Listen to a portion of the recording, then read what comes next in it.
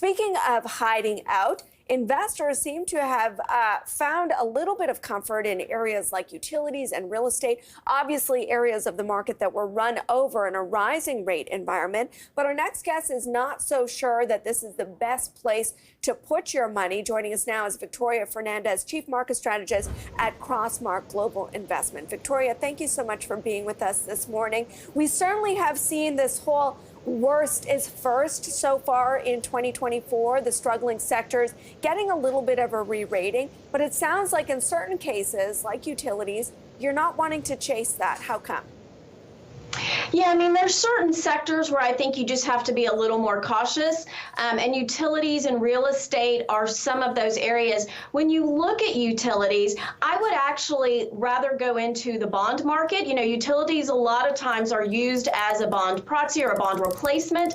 I would actually like to be in the bond market. We've seen yields come back up above 4% there, and I think by the end of the year, we'll actually have a 3 handle, maybe be closer around somewhere between 3.5 or 3.75 on the U.S. 10-year. So I think you can get some, not only some income generation, but also some positive moving in your price if you go into the bond market. So I just think you can use that instead of utilities, where I think maybe there'll be a little bit more volatility. And we know there's some issues around real estate. We've been talking about that ever since March, when we saw some of the regional banks have issues, and we continue to hear some concern over the real estate sector. So even though it has pulled back quite a bit, I just don't think I would get in there at this point. That's interesting. So if you're calling for that 3 handle, though, in the bond market, there's other areas that you could possibly look at. You mentioned the financials, well, the regional financials. Is that an area that you're willing to pick away at?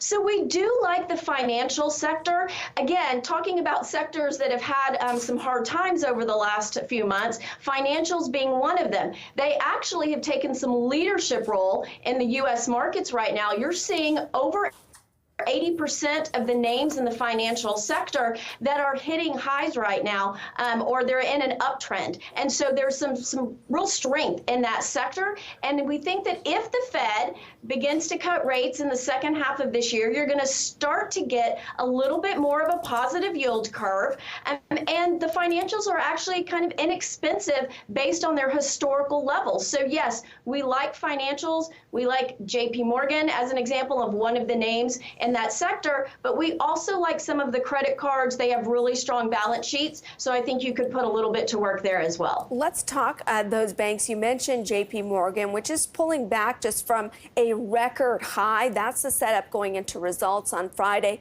As an investor, what are you looking for them to deliver? What's the watermark? Yeah, so look, you look at some of these banks, we'll continue to use JPMorgan as an example. You get a nice dividend on these. You get about a 2.4% dividend.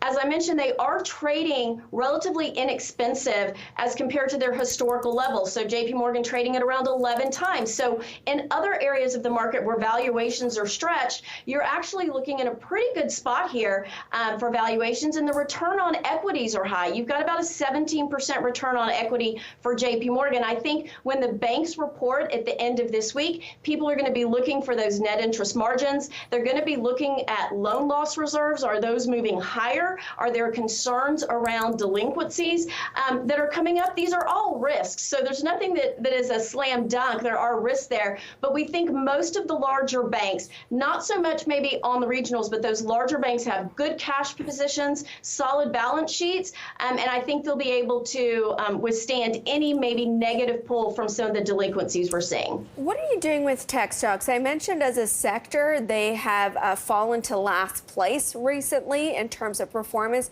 Are you using that as an opportunity to kind of buy the dips in key names? So I would say throughout the market in general, Amber, we're looking at when you have those green days, those up days, you trim some of your winners and then go in and buy on down days. As you mentioned, some of the tech names have pulled back a little bit. Our favorite name, and really the only name we're overweight versus the index in that tech sector or the Magnificent Seven names, is Microsoft. We really like that name going forward. It's obviously there's a lot of momentum around AI. The names are pulled back a couple percent just in the last couple trading days. So you can go ahead and enter there. And again, we talk about return on equity.